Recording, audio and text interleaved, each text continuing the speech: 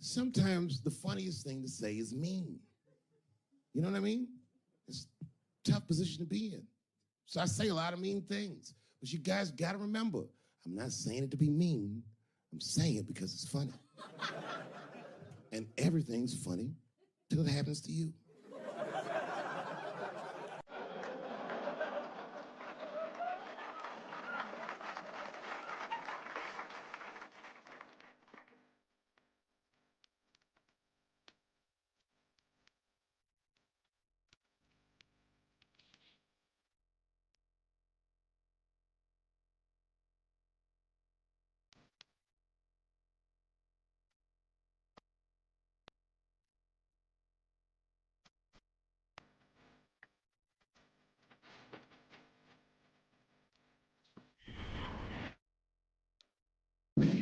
Well, the last show.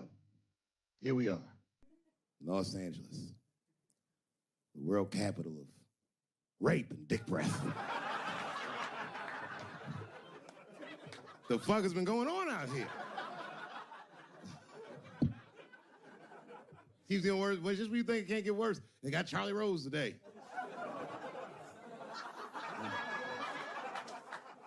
It's gonna be a quiet morning on the news tomorrow. Charlie Rose, who's next? Captain Kangaroo? Everybody is raping like hotcakes. I, for one, am starting to get worried. You know, I've been in show business 30 years. I had no idea how much danger I was in. It's really some scary shit. I gotta tell you, Harvey Weinstein's probably the first person that I ever looked at a photograph of and was like, yeah, he rapes. I'm not sure this motherfucker has a choice. Not a handsome man. A lot of meat and extra skin on his face. Yeah, he's ugly. You know the sad part is, he's done so well in life, he probably doesn't know he's ugly. You know, when you're good looking, everybody will tell you, oh, you look wonderful, you're so great looking. But when you're ugly, you gotta figure that shit out for yourself. It's a lot of putting clues together through the years. Why am I not getting in the club? I got all the right shit on.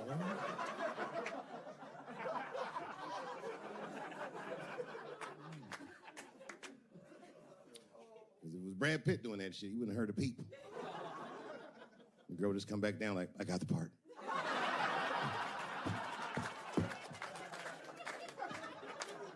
Yuck.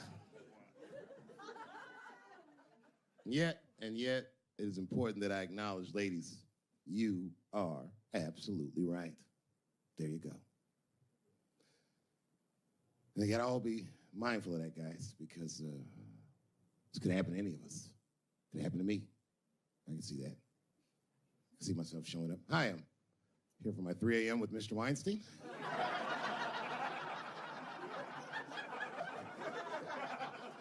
Hey, Harvey, I got your text. I'm here to talk about the script. Seems like it's gonna be hard to read in candlelight, but I guess I could try.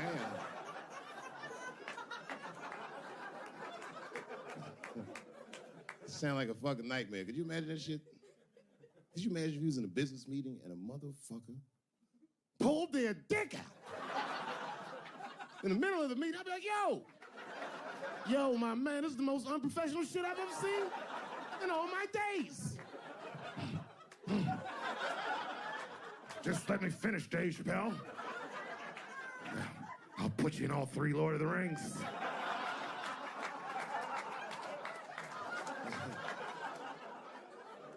Hurry up, nigga. I have other meetings tonight. I have a 4:30 a.m. at Brett Ratner's house. And, I believe it's wardrobe fitting.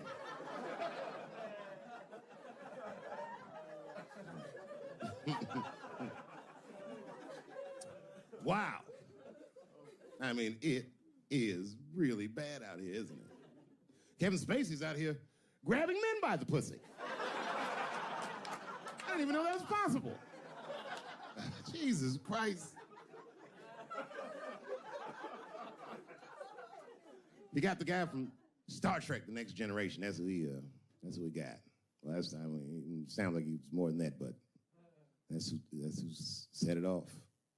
He's 14 years old, and Kevin Spacey cost him at a party, which I gotta say, by the way, for the record. Been to a lot of parties in my day. Never been to a good one that had 14-year-old boys in it. Not even when I was 13, you know what I mean? Who wants to kick it with a bunch of Hubba Bubba chewing niggas like, having a good time, nigga? Yeah. Ironically, the kid grew up to be gay anyway, which means Kevin Spacey can sniff that shit out like a truffle pig. Yeah, he's one of me. And not the victim blame, but it seems like the kind of situation that a gay 14-year-old would get himself into. I know I didn't say that right, but it's true, nigga. Like, you know why I say that, though? Because I went to an arts high school, and, like, all them niggas was gay, man. Like, in high school, all them dudes was gay. And them gay dudes was way more mature than the rest of us, and we didn't know why. We just knew they was mature. You ever see a gay dude at lunch?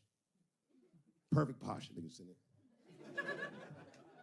Eating responsible. And then take that thermos out. He'd be like, what the fuck is that? Is this nigga drinking wine with lunch?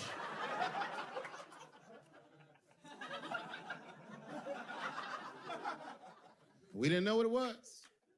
Because we were young boys, we were just trying to figure out who we were. And we didn't realize these gay dudes was fighting to be who they knew they already were. Some impressive shit. They were fearless, the gay kids. Fucking fearless. I've never seen a scared gay dude in my life. What kind of man has no fear? You could be tied up in a hostage situation with a gay dude. Them niggas would still be like, I'm thirsty.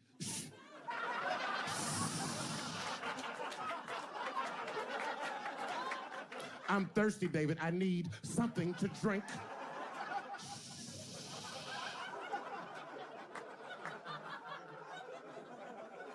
Well, then shoot me.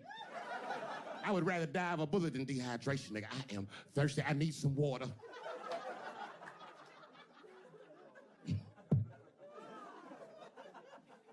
All jokes aside, Kevin Spacey shouldn't have done that shit to that kid. He's 14 years old and was forced to carry a grown man's secret for 30 years. Jesus Christ, he must have been busting at the seams with that one. The saddest part is, if he were able to carry that secret for 6 more months, I would get to know how House of Cards ends.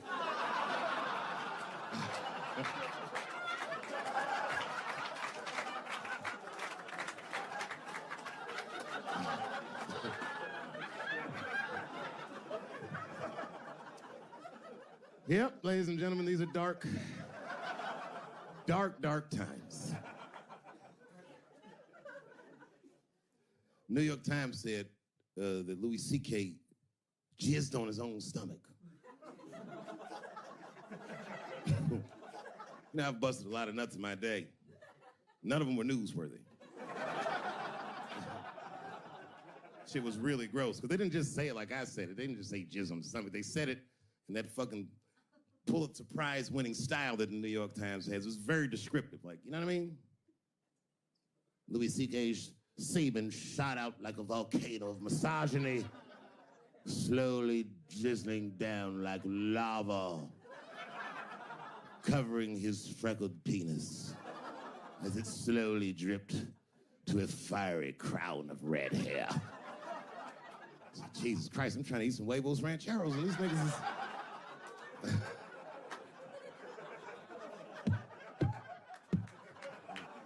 And you know, the tough part, being a comedian, knowing the motherfuckers, everybody comes up to me like, did you know? Did you know what Louis was doing? No, bitch, I did not know. The fuck you think we talk about at the comedy club? Hey, nigga, how was the weekend? Great, man. I was just jerking off and faces and coming on my own stomach, having a good time. You know how this business is. No, I didn't know. They act like we sit around like Grease. Tell me more, that she put up a fight. Dun, dun, dun, dun, dun, dun, dun, dun, dun, dun. Sorry, I don't know the choreography, but you get the point. You get the point. She was intense. But Louis was like the turning point. I mean, you know, all these allegations are terrible. Louis was the only, I shouldn't say this, but fuck it. His allegation was the only one that made me like laugh. If you think about it, all his friends is reading it and he's jerking off and he's surprising people. He's surprising me.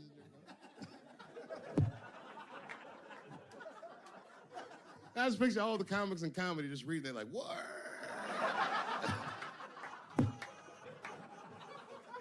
It's terrible. I know it's terrible. I'm sorry, ladies. You're right. You are right. But at the same time, I mean, you know what I mean? I don't know.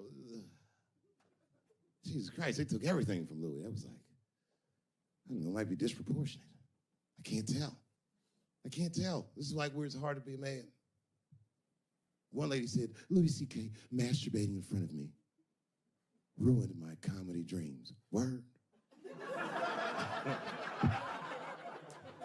Well, then I dare say, madam, you may have never had a dream.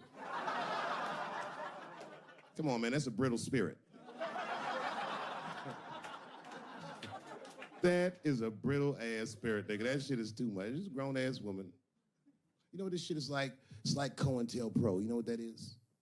It's a program that the FBI had under J. Edgar Hoover. In this program, one of the many things they did was they would track the sexual habits of anyone they considered an enemy of the state. It was a lip button. That's why they got all these fucking sex tapes with Martin Luther King fucking bitches. But lucky for us, he actually had a dream. You think if Louis C.K. jerked off in front of Dr. King, he'd be like, I can't continue this movement? I'm sorry, but the freedom of black people must be stopped. I didn't know this nigga was gonna pull his dick out and jerk off like this. I just thought we were gonna get a couple of drinks and chill. Show business is just harder than that. The women just sounded like, I hate to say it, y'all, they sound weak.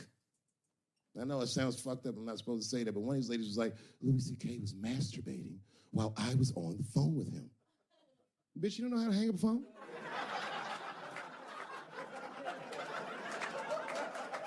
How the fuck are you going to survive in show business if this is an actual obstacle to your dreams? I know Louis is wrong, ma'am. I'm just saying I'm held to a higher standard of accountability than these women are. Don't forget who I am. Don't forget what I am. I am a black dude.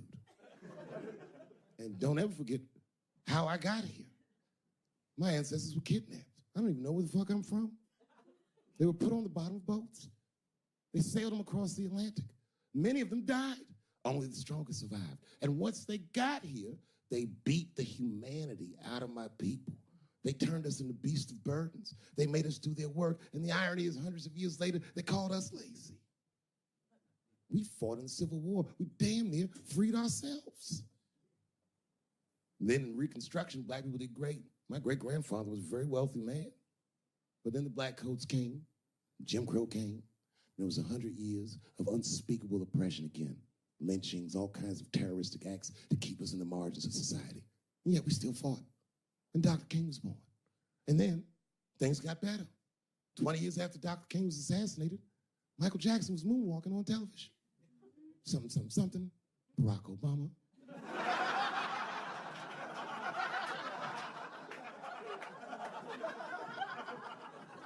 Donald Trump, and now here we all are. 400-year nightmare. Took us 400 years to figure out as a people that white people's weakness the whole time was kneeling during their national anthem. That's a brittle spirit. That's right, nigga. On the rock, it's regular. Ah! Ah! What are you doing, nigga? Stand up!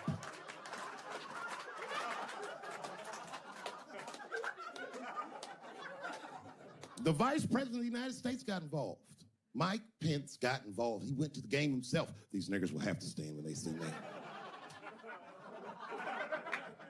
And all them football players looked up in the stands and saw Mike Pence and said, Mike Pence, come on, y'all. Wu-Tang.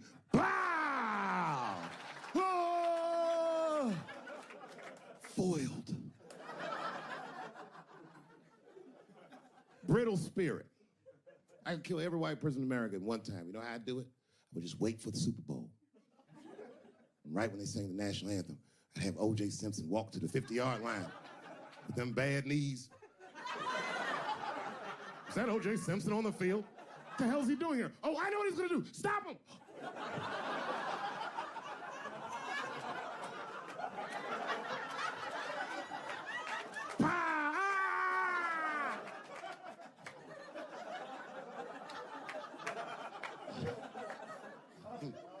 You gotta man the fuck up, y'all. I don't mean to be disrespectful, because man, I know you're upset what I said, but you know, I know you're right, but come on, baby, it's me. I was right once. Remember that? Does anybody remember when I was like missing from show business for 12 years? Remember when I had like this really popular show and I quit? I remember I walked away from $50 million. A lot harder than walking away from Louis' freckled dick.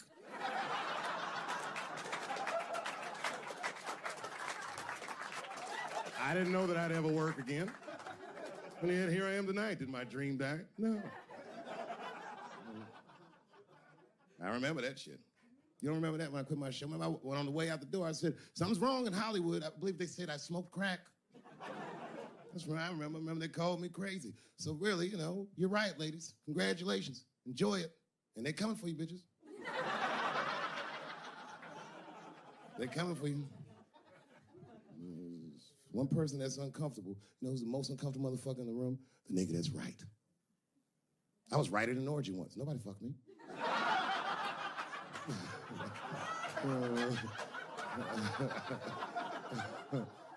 was just walking around like Tom Cruise at the movies, just looking. And ruin the whole orgy by accident. It's easier to ruin an orgy than you think. All you gotta do is wait for it to get kind of quiet and then go, ew.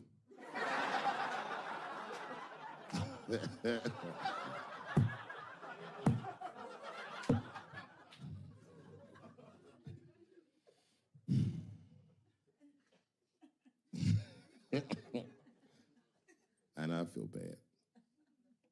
But I just feel like this is all happening for a reason. And ladies, I want you to win this fight.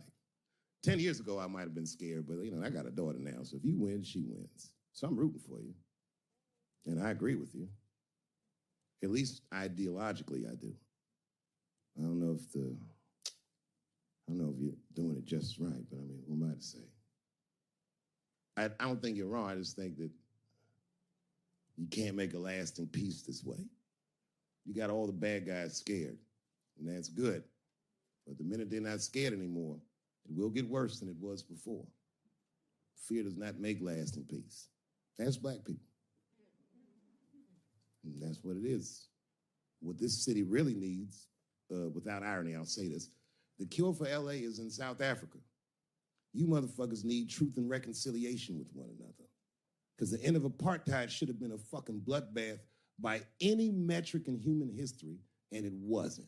And the only reason it wasn't is because Desmond Tutu and Mandela and all these guys figured out that if a system is corrupt, then the people who adhere to the system and are incentivized by that system are not criminals. They are victims. And that the system itself must be tried. But because of how systems work is so compartmentalized as far as information, the only way we can figure out what the system is if everybody says what they did.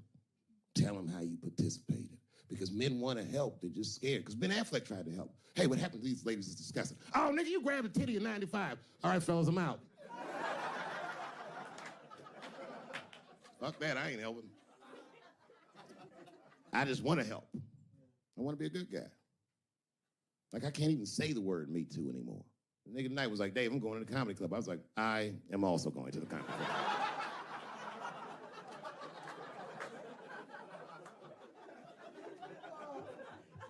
And I didn't even know it was happening, but I guess I became like a feminist in the last 3 weeks because I can't watch porn the same. Like, I watch it sometimes, but I can't click on these motherfucking thumbnails, not with those titles. Guy crams young girl in the ass with hard right. I can't click on that. Come on, nigga, give me something I can click on. Dude gets sucked off by a midget. Little person, I say to myself.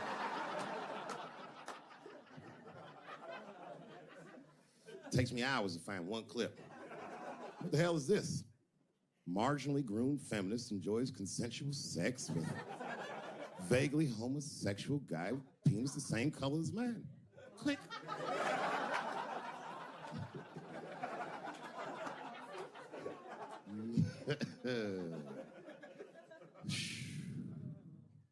You notice a lot of black dudes haven't been getting me too. I don't want to jinx myself. You know why though? Obviously black women go through the same thing, right? The reason is because black women from slavery won't tell on us because they know that no matter how bad we black dudes are, white dudes are very mean. They're scared to see us get punished. My wife is Asian. She'd tell on me in a goddamn second.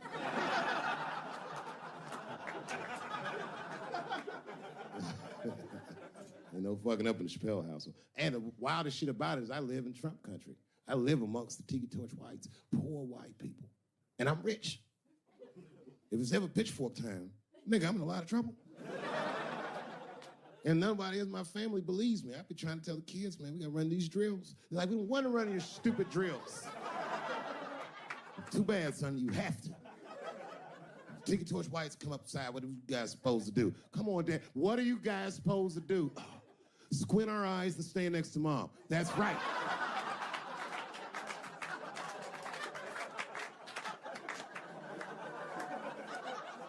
And what are you gonna bring me? Your gun and your groundskeeper uniform. That's right. I'll go outside and see what they want.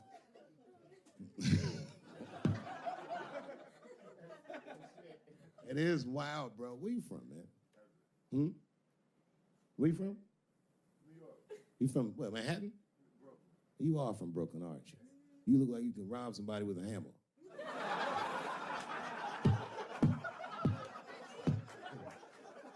Brooklyn niggas rob you with shit they find around the house.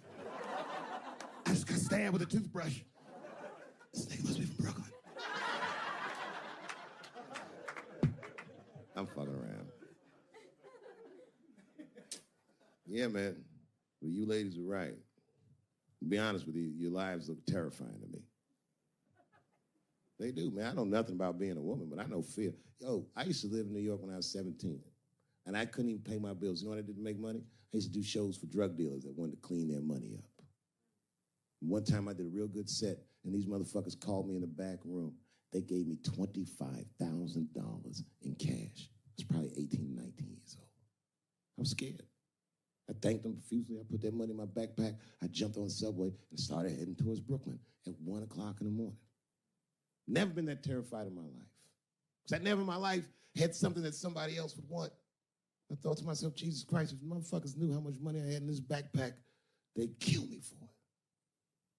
Then I thought, holy shit. What if I had a pussy on me all the time?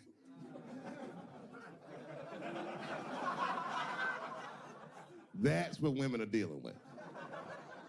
I'm gonna tell you right now. It's real talk. If them same drug dealers gave me a pussy and said, put this in your backpack and take it to Brooklyn, I'd be like, nigga, I can't accept this.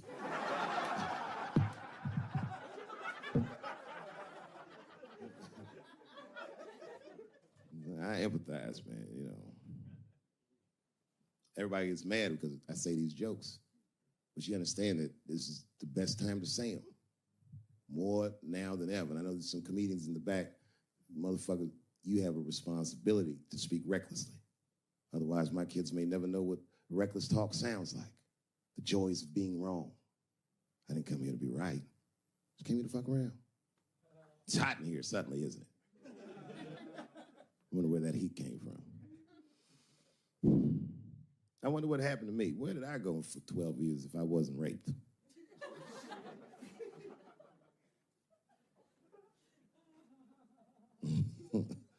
Maybe there's something else going on. Maybe these rapes aren't even the worst of it. Wouldn't that be something?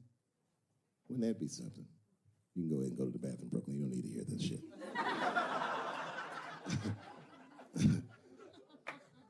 You see that motherfucker right there? He's under an enormous amount of pressure. He is.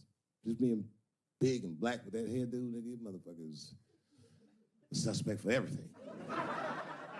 Except white-collar crime.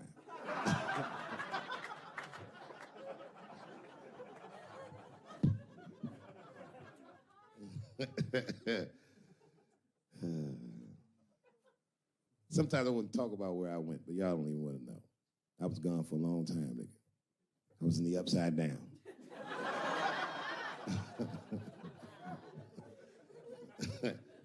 Scary being a white dude now, isn't it? A little bit, no? Well, you're not gonna get me too. But you know what I mean? It's funny for black dudes to see white people go through this because this is how it always is for us. All my heroes is either murdered by the government or registered sex offenders. Sad, I know, man. But we've already been through it, like Michael Jackson. Remember when they said all that shit about Michael Jackson? They never proved anything till his dying day, but they said that he did some very heinous things. And one time I watched a documentary about it. They were talking about all the shit Michael Jackson allegedly did. And as they were saying all these allegations, they started showing pictures of his home, the Neverland Ranch. You ever seen Michael Jackson's house on television? Well, the short of it is, there's a lot of things for kids to do with that place.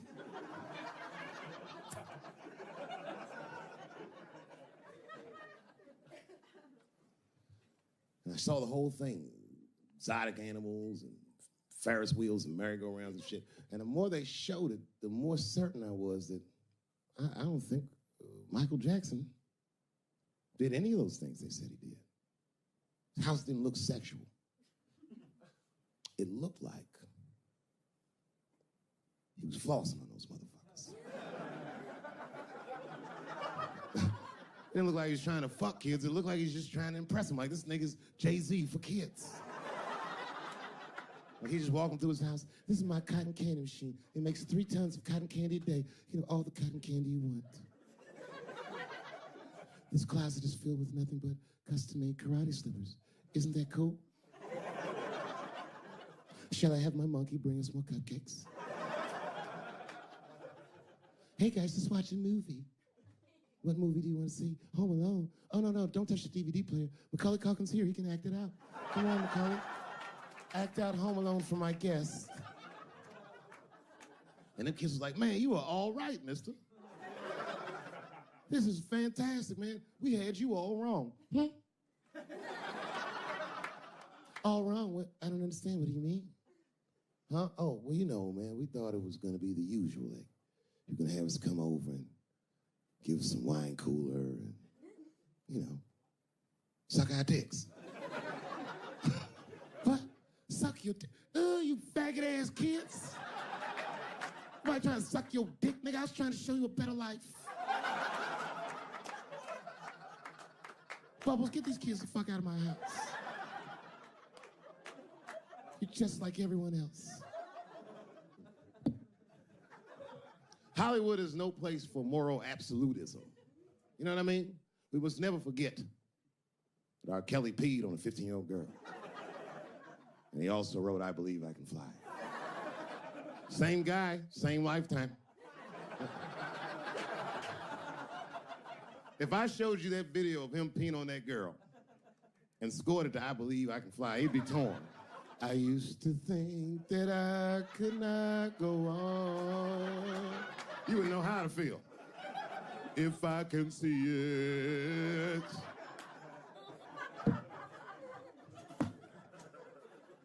It's okay, my career ended many years ago.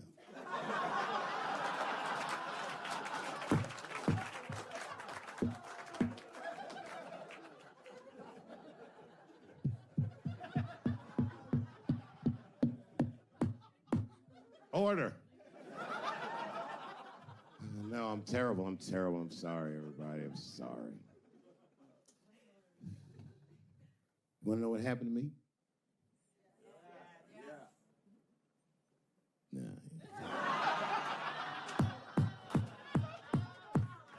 It's tempting, but I don't want to talk about it. Maybe at the end, when I run out of things to talk about. Actually, I'm almost there. I'm just trying to tell you what happened to me was not, I just didn't have a good go of it. I don't know what you guys think happens when you quit a successful show like this. I'll tell you what doesn't happen. They don't go, hey, well, good luck with your future endeavors. That's not what happens. It was cold out there. For real, I had to watch it all go down without me. I had to watch all those people do my show, Key and Peele, and Amy Schumer, and Mind and Sia. Well, I'm not going to say they were doing my show. I'm just saying they were awfully similar. I was mad. And people would come up to me on the street and be like, yo, nigga, just every once in a while. Most people thought I was crazy, but sometimes people come, yo, nigga, you did the right thing, man. You my hero. Nigga, I don't want to be your hero. I want to be rich.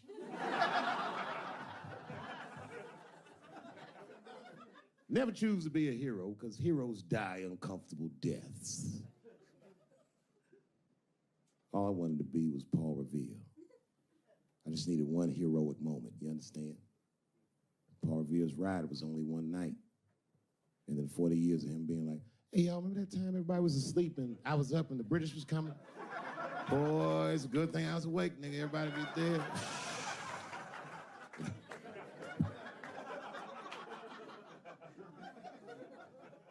That's why I want to start a GoFundMe for Colin Kaepernick. I do, man. I'm fascinated with him. I want to make sure he never has to play football again. He can if he wants to. I just don't want him to have to. Because why the fuck not? I know he's rich and people will be like, I'm not giving a GoFundMe to a rich dude, but you should. You should. Because that motherfucker's life was going great. He's so light-skinned, he didn't even have to say he was black. And yet, he took a knee during that anthem for us. Thought about us when things were going good, when his belly was full, when he didn't think about his livelihood or any of that, and they took his livelihood away from him. I'm like, man, that shouldn't be the way it is. Every fucking person that takes a stand for somebody else always gets beat down, and we watch it. Over and over and over again, we watch it. But we should pay those motherfuckers for blowing the whistle, because they make our lives better. And we could change the narrative. We could make one motherfucker have a good outcome for doing the right thing. And that would make another motherfucker be brave enough to do the right thing. And if you did that, then niggas like Harvey Weinstein wouldn't rake for 40 years because bitch went a stupid-ass part. We should take care of each other. Wouldn't it be nice to be like, remember that time they was going to kill Jesus, but then he got all that money?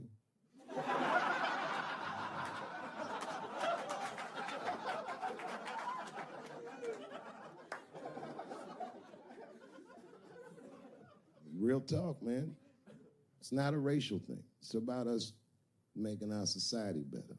It's about like even these women that are coming forward and they will say they're brave, and many of them are. And a few of them sucked at the dick and got buyer's remorse.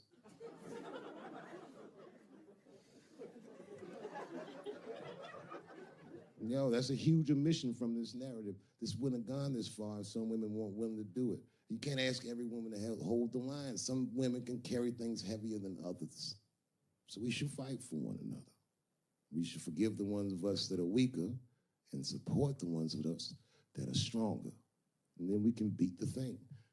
When you guys keep going after individuals, the system is going to stay intact. You have to have men on your side. And I'm telling you right now, you're going to have a lot of imperfect allies. I'll tell you what happened, but I can't say it directly. There's a book, to me, that encapsulates my entire experience before I left the show. And the book is called Pimp. It's written by a guy named Iceberg Slim. Yeah, bring it up here. This is Matthew. Matthew is from France. He's white. And yet, he has an original copy of this book written by a black American who was a pimp in the 40s. Iceberg Slim, his real name was Robert Beck. He got the name Iceberg because he was in a bar in Chicago and there was a shootout in the bar and a bullet went to this nigga's hat and he still finished his drink. Pimps love shit like that. They said, man, you ice cold. And he said, I like that. And it stuck.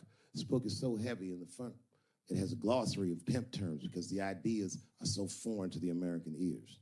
For instance, do you know what the phrase mileage on a hoe means? Of course you don't. Mileage on a hoe is a very wild concept. It means that pimps understand there's a finite amount of bad shit a person can do before they'll lose their fucking mind. And a good pimp can look at a woman that he's never seen before and call it. She's good for 500 fucks. That's her mileage. Anything over that, that bitch is gonna spill. They do it to you. Why the fuck do you think most of us work from 9 to 5? Because 9 to 6 might kill a bitch.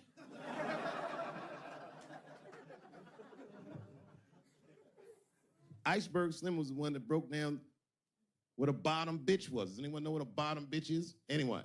What's a bottom bitch, sir? It's your prostitute that's the best out of all of them, that brings in the most money. That's right. That's exactly right. Are you black?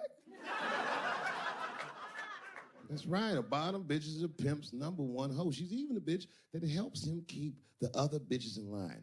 I will repeat. She's even the bitch that helps him keep the other bitches in line. If a pimp was McDonald's, then the bottom bitch is French fries. The rest of them bitches like fish sandwiches and cherry pies and shit like that. Iceberg Slim breaks down some of the coldest capitalist concepts I've ever heard in my life. He describes in detail how these men break women so that they will give them the money that they make with their own bodies. There's a story in here so cold it makes me shudder to think about it. Well, Iceberg Slim is trying to control the woman that he finds uncontrollable.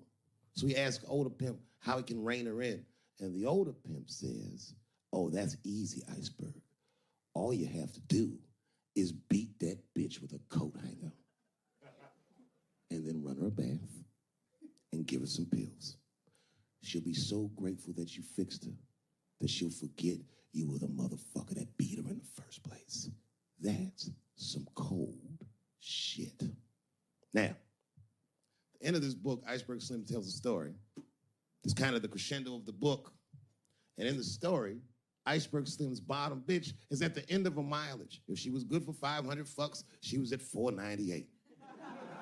She was bubbling. You could see it. She was going crazy. She started saying all kinds of shit. Oh, I always wanted to be in the circus. Circus, this bitch is loose.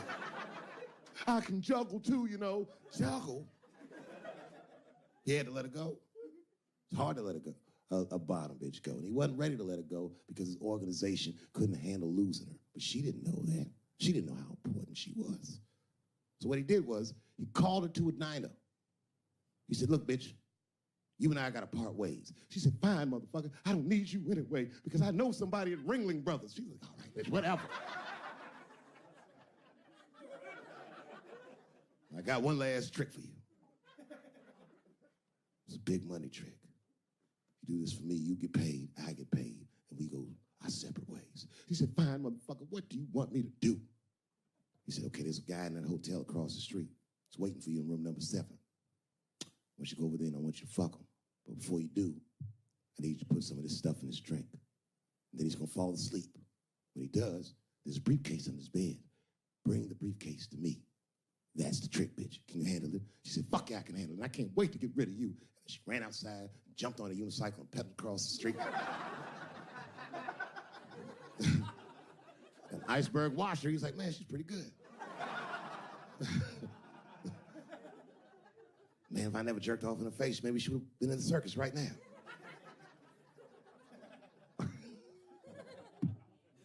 And she runs up to the motel steps and she disappears in room number 7. And she's gone for a real long time. Real long time. So long, in fact, that Iceberg got a little worried. But then, suddenly, she came back. He said, what's going on, bitch? Where's the briefcase? She said, I didn't get it, Daddy. He said, what do you mean you didn't get the briefcase, bitch? What's wrong with you? She said, oh, I did everything you said, but that man don't look right.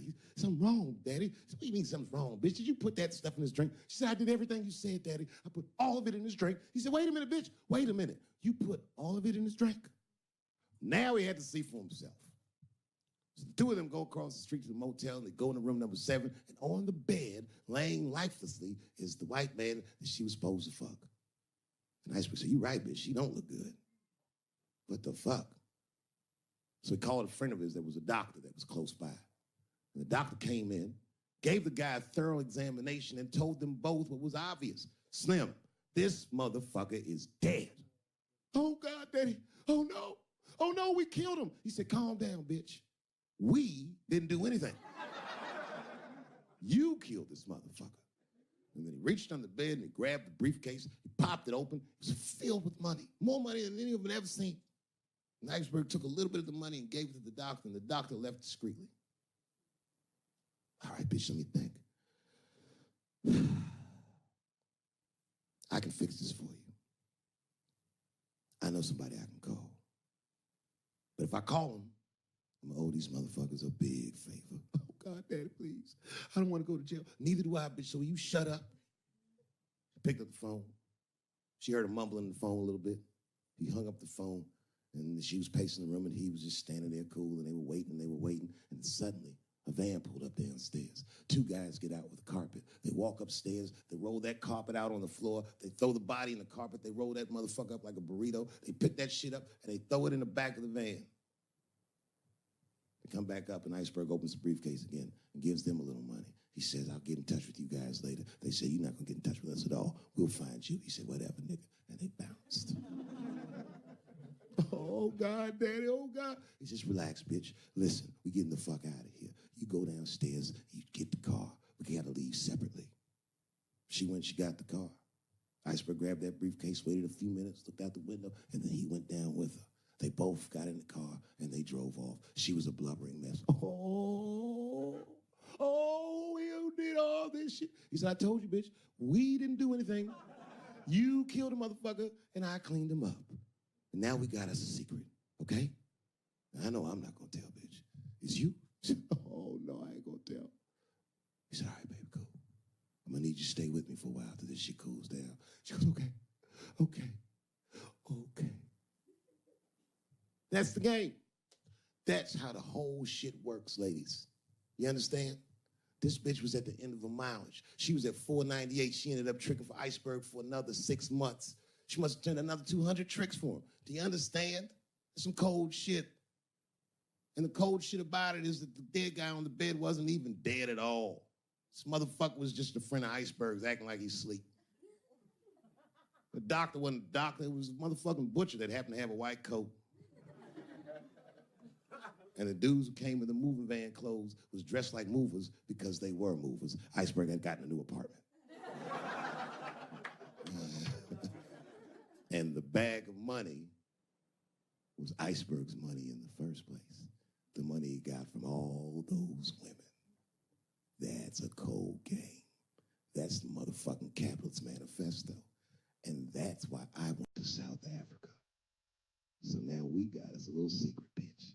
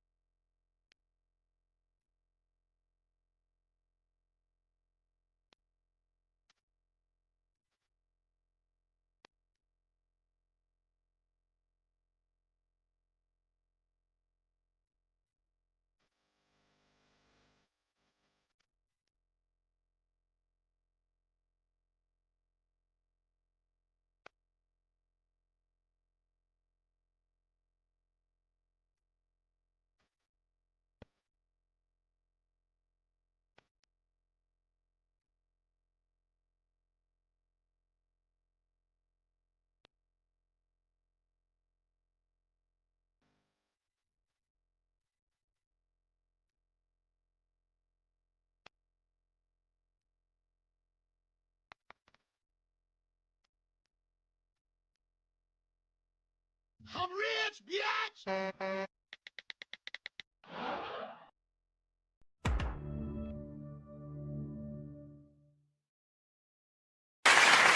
But I can't say the word faggot. And she said, because, David, you are not gay. I said, well, Renee, I'm not a nigger either.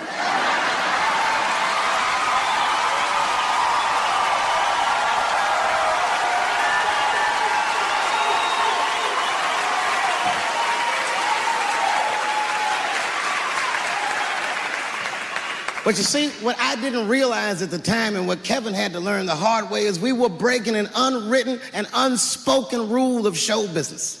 And if I say it, you'll know that I'm telling you the truth. The rule is that no matter what you do in your artistic expression, you are never, ever allowed to upset the alphabet people. You know who I mean. Those people that took 20% of the alphabet for themselves. I'd say the letters, but I don't want to conjure their anger. It's too late now. I'm talking about them L's and them B's and them G's and the T's. People be surprised. I have friends, all kinds of letters. Everybody loves me, and I love everybody. I got friends who are L's, I got friends who are B's, and I got friends who are G's. But the T's hate my fucking guts.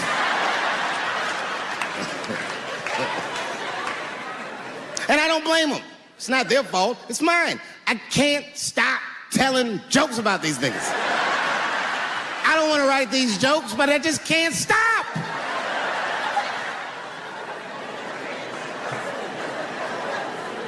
You know, you hear all those letters together all the time, LBGT, LBGT, and you think it's just one big movement. It's not. All those letters are their own movement. They just travel in the same car together. And my guess is,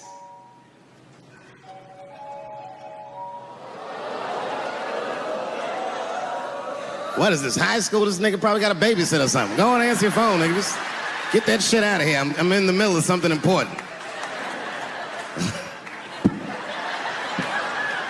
Wouldn't it be funny if we made fun of him? He's like, and he went outside like, hello? Mama's dead. Oh, no! Mama's dead.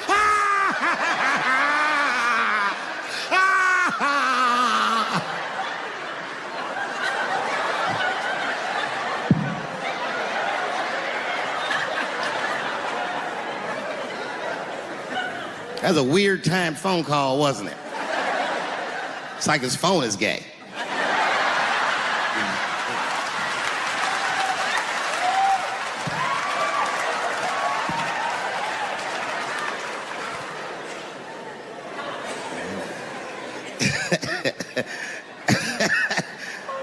Like I was saying, my guess is the G's are driving that car. That makes sense to me, because there's white men in the G's. And these people are trying to get around discrimination and oppression. And you know how white dudes are. We know these roads. In fact, we built these roads. The rest of you buckle up. We'll get you to where you want to go. So the G's are just driving the car. Of course, next to the G's in the passenger seat is the L's. Everybody likes the L's, except for the G's. I don't know what that's about. I just know the G's don't like them that much. And the G's always say like little subliminal digs on them. It's unnecessary shit. It's not mean, but you know what I mean? They just be like, I wouldn't wear that. The only thing that breaks the tension between the L's and the G's are the B's in the back seat. That's right, there you go. Everybody scream out when you hear your letter.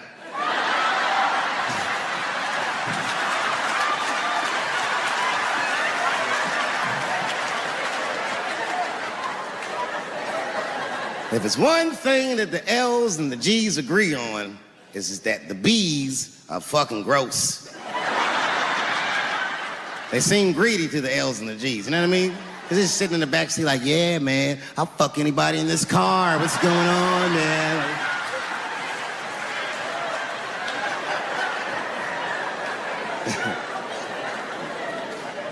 And sitting next to the B's, all the way in the backseat by themselves, looking out the window. That's the T's. Everybody in the car respects the T's, but everyone also resents the T's. It's not the T's' fault, but everyone in the car just feels like the T's are making the trip take longer.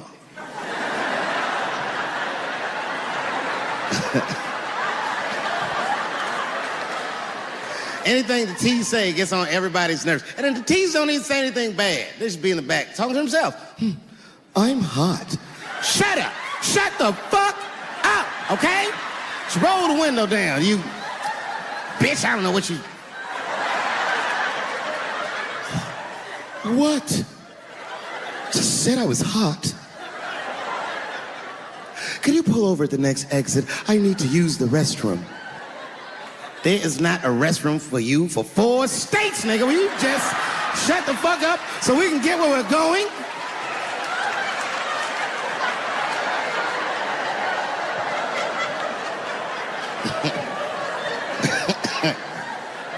And just when that car can't get any more tense, the cues are a hitchhiker that they pick up on the road. Some white dude in booty shorts is walking down the freeway.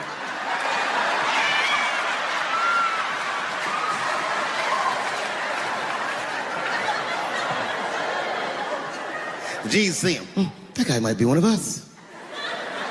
Hey, are you okay? Need some help? And he come over there with them booty shorts leaning on the window.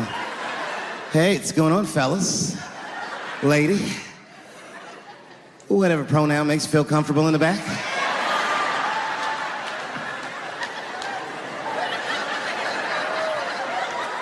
Yeah. I don't really know where I'm going. I don't know if I'm gay or I'm straight or whatever. All I know for sure is that I really want to get in this car.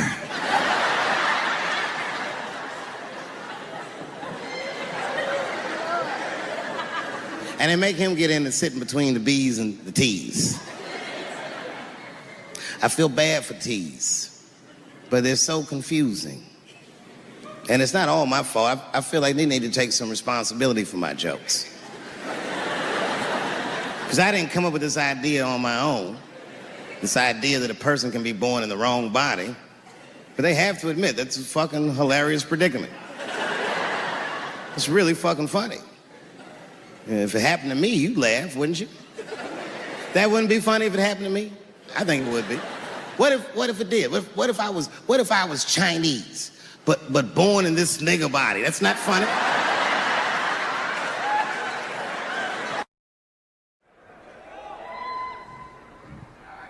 It's been said in the press that I was invited to speak to the transgender employees at Netflix, and I refuse. That is not true. If they had invited me, I would have accepted it, although I am confused about what we are speaking about. I said what I said, and boy, I heard what you said. My God, how could I not? You said you want a safe working environment at Netflix. Well, it seems like I'm the only one that can't go to the office anymore.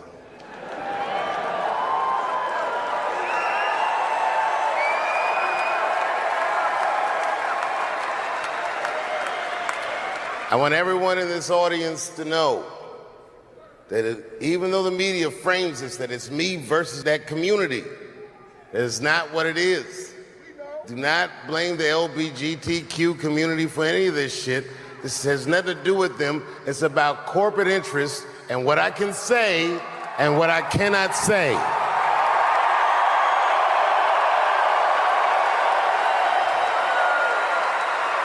For the record, and I need you to know this, everyone I know from that community has been nothing but loving and supporting. So I don't know what all this nonsense is about. In summer 2020, when the whole world shut down, I was outside doing shows. My neighbor had a cornfield, and he let me throw shows there, and people came from all over the country. Some people came from around the world to see those shows. The best comedians on earth came to my home and broke bread with me, and we lived our lives. We found a way to keep moving forward. I made a whole documentary about it. The first night of those shows was a piece that some of you might have seen. It was called 846, and it dealt with the death, the murder of George Floyd.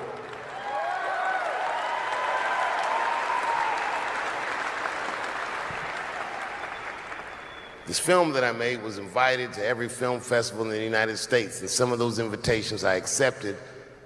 And when this controversy came out about the closer, they began disinviting me from these film festivals. And now, today, not a film company, not a movie studio, not a film festival, nobody will touch this film. Thank God for Ted Sarandos and Netflix. He's the only one that didn't cancel me yet.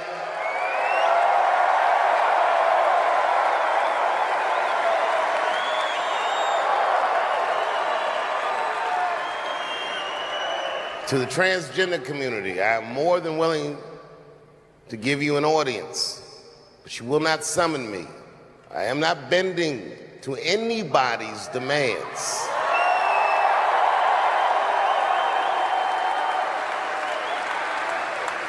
And if you want to meet with me, I'd be more than willing to, but I have some conditions.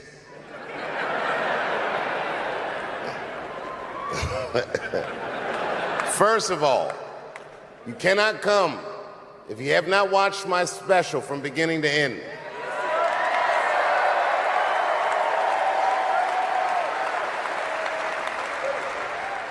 You must come to a place of my choosing and a time of my choosing. And thirdly, you must admit that Hannah Gadsby is not funny.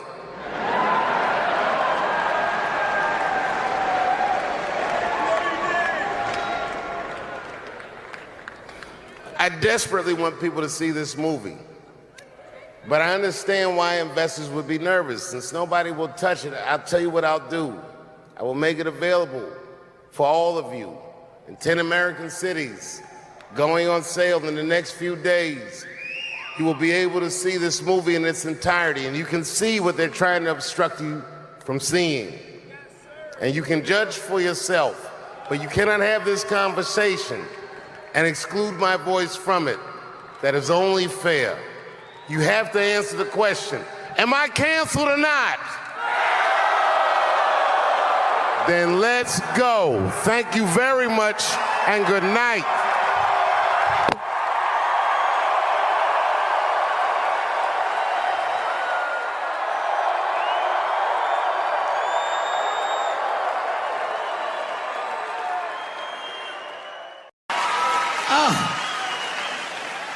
You're goddamn sick of it. This is the worst time ever to be a celebrity. You're gonna be finished. Everyone's doomed. Michael Jackson has been dead for 10 years, and this nigga has 2 new cases.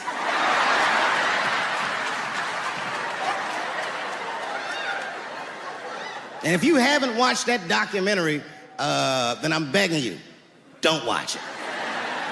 It's fucking gross. I felt like HBO was sticking baby dicks in my ears for 4 hours straight. Really nasty shit. I don't want to know all these things. Turns out, Michael Jackson allegedly likes a long gander at the anus. As they said, he stares at people's buttholes. That's what they said. That's how gross the documentary was.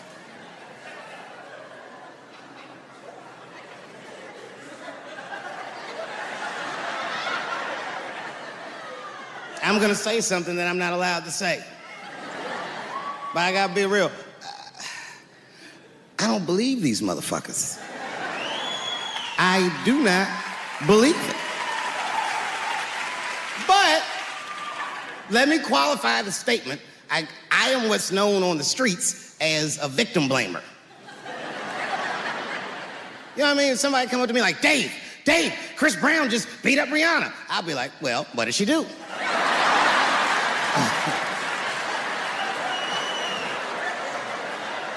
Dave, Michael Jackson was molesting children. Well, what were those kids wearing at the time?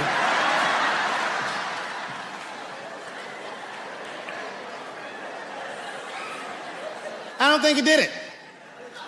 But you know what? Even if he did do it, you know what I mean? You know what I mean? I mean, it's Michael Jackson. I know more than half the people in this room have been molested in their lives. But it wasn't no goddamn Michael Jackson, was it? This kid got his dick sucked by the king of pop. All we get is awkward Thanksgivings for the rest of our lives.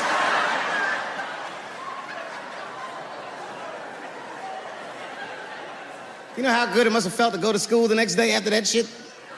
Hey, Billy, how was the weekend? How was my weekend? Michael Jackson sucked my dick. And that was my first sexual experience. If I'm starting here, then sky's the limit.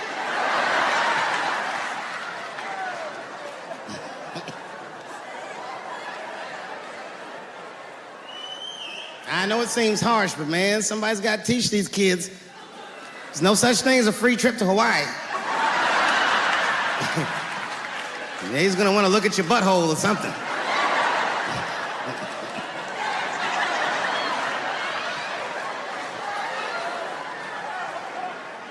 You know why I don't believe it? You know why I don't believe it?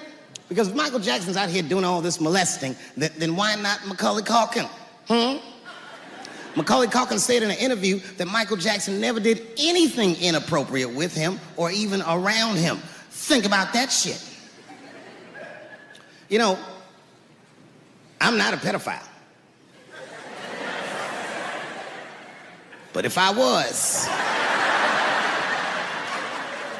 Macaulay Culkin's the first kid I'm fucking, I'll tell you that right now.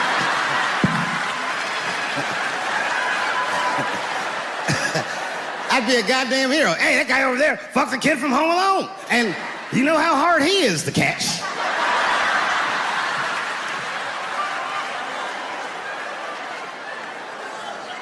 That's what I'm waiting for, because the timing of this Michael Jackson shit is what makes me doubt it.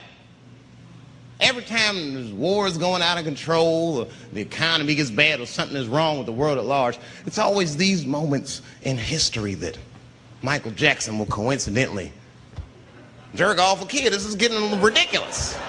Like, are you planning this shit? Do you have meetings? Michael, thank you for coming. As you know, Michael, the war has not been going as well as we expected. There's been a lot of hiccups, and the public is asking us a lot of questions, of course. And, well, Michael, there's no nice way to say this, and all I know how to do is be direct, so let me just be direct. We're going to need you to jerk off another child, Mike. I'm sorry. I am sorry. But it would really help out. Or maybe he did it. Who knows? Who knows? That's the thing. That's what I wanted to say. Who knows? Who the fuck knows? Mike, God, and this little boy know. That's about it. That's about it. The only reason that I can even talk about this shit is because everybody is speculating. They all think he did it. And I don't think he did it. I'm alone in this. I don't think he did it. I'm not going to say I don't think he did it. That's too strong.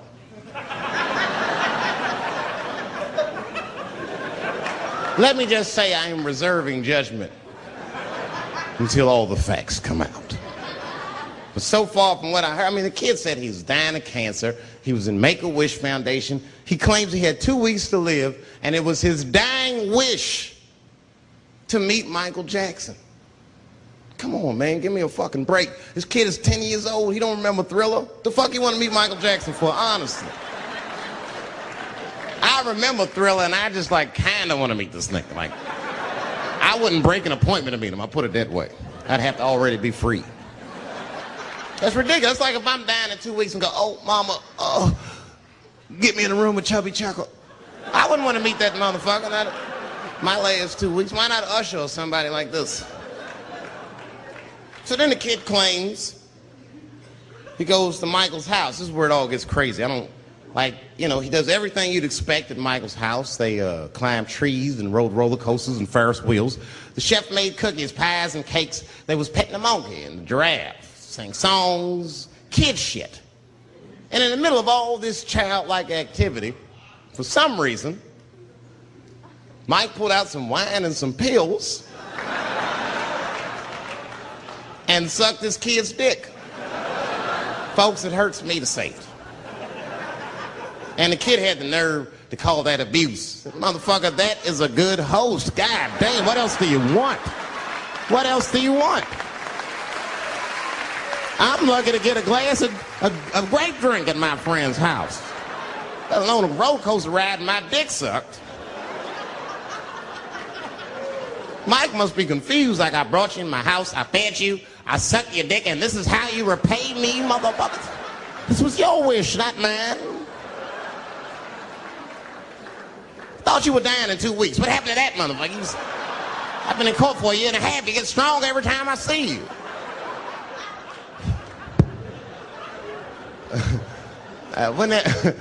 This is fucked up. I shouldn't even say this fucked. Wouldn't it be some ironic shit if they found out through this case that the cure for cancer was Michael Jackson sucking your dick somehow? Like if Mike had powers like Green Mile and all the kids like, please, Mike, suck our dicks. Never again. He didn't appreciate it. Can we at least study your saliva? Please, Mike.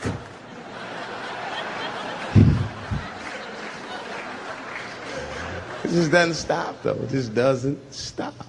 And the only reason I can talk about Mike is because he's a freak. He's a freak. That's why people let you talk about him. Because if I brought up Catholic priest fucking kids, it'd get quiet as shit. But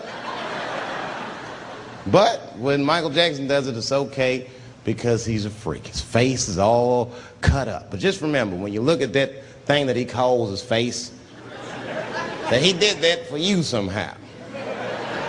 Somehow he thought you might, maybe it'll help. Maybe people will like me more if I turn myself into a white, ghoulish-like creature. I don't know what the fuck it is, but he did it for you. And I appreciate the gesture, Michael Jackson. If you're watching this, I appreciate that gesture. And I want you to know, fuck everybody, Dave Chappelle understands. Because you want to know something? I'm getting some work done. Surprise, yes. Nothing major. You would never know if I didn't tell you, but it's some shit I'm insecure about that I want to work on. If you must know, I'm getting Botox done on my balls to get these wrinkles out. Finally, I'll have these shits smooth as eggs. No, I can't wait. I cannot wait. And I'm not stopping there. That's just phase one, baby. I'll be like Bob Vila, these old balls. I'm fixing them up. I'm plucking all the hair out. I gotta make room. I know this. I gotta make room. I'm gonna tattoo a gangster ass face on them. Mean expressions like this. And then I'll grow the hair back on the bottom so they got beards like me. And then I'm hitting that beach and looking for ball suckers. I'm gonna wear some high shorts just like this. And walk up to women with a confidence I've never had before. Pardon me, miss. I don't mean to be rude. But do you suck balls? Excuse me?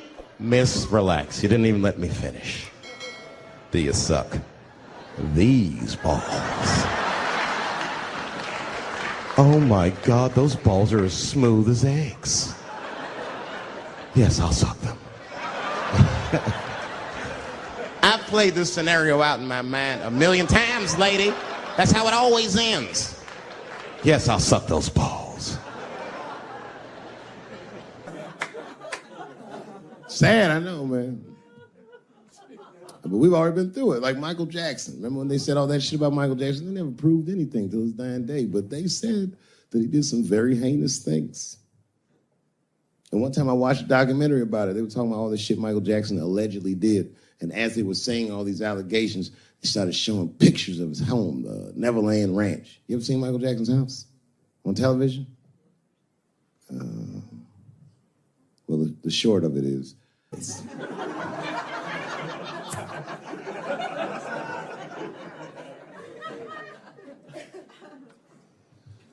and I saw the whole thing, exotic animals and Ferris wheels and merry-go-rounds and shit. And the more they showed it, the more certain I was that I don't think Michael Jackson did any of those things they said he did.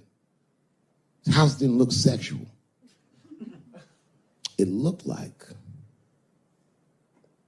he was flossing on those motherfuckers. It didn't look like he was trying to fuck kids. It looked like he's just trying to impress them. Like, this nigga's Jay-Z for kids. Like, he's just walking through his house. This is my cotton candy machine. It makes 3 tons of cotton candy a day. You know, all the cotton candy you want. This closet is filled with nothing but custom-made karate slippers. Isn't that cool? Shall I have my monkey bring us more cupcakes? Hey guys, let's watch a movie. What movie do you want to see? Home Alone. Oh, no, don't touch the DVD player. Macaulay Culkin's here, he can act it out. Come on, Macaulay. Act out Home Alone for my guests. Hey, mister. This is fantastic, man. We had you all wrong. All wrong? What? I don't understand. What do you mean? Huh? Oh, well, you know, man, we thought it was going to be the usual. Like, you're going to have us come over and give us some wine cooler and, you know, suck our dicks. What? Suck your dick? You faggot-ass kids. Why trying to suck your dick, nigga? I was trying to show you a better life. Bubbles, get these kids the fuck out of my house. You're just like everyone else. Hollywood is no place for moral absolutism. You know what I mean? We must never forget that R. Kelly peed on a 15-year-old girl. And he also wrote, I Believe I Can Fly. Same guy, same lifetime. If I showed you that video of him peeing on that girl and scored it to I Believe I Can Fly, he'd be torn. I used to think that I could not go on if I can see it.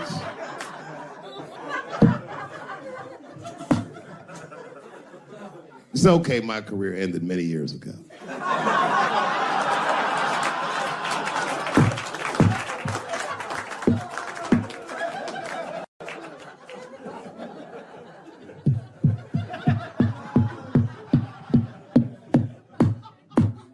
Order. No, I'm terrible. I'm sorry, everybody. I'm sorry. You want to know what happened to me? Nah.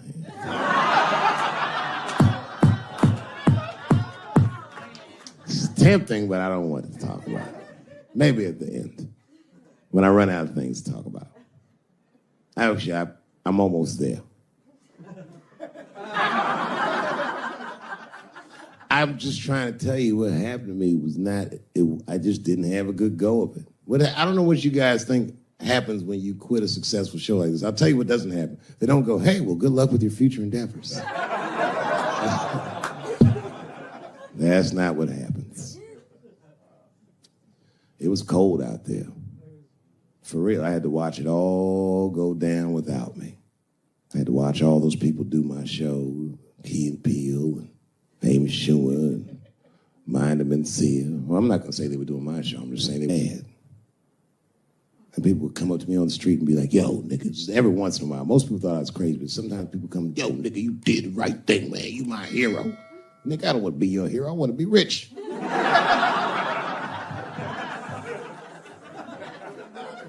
Never choose to be a hero, because heroes die uncomfortable deaths. All I wanted to be was Paul Revere. I just needed one heroic moment, you understand? Paul Revere's ride was only one night.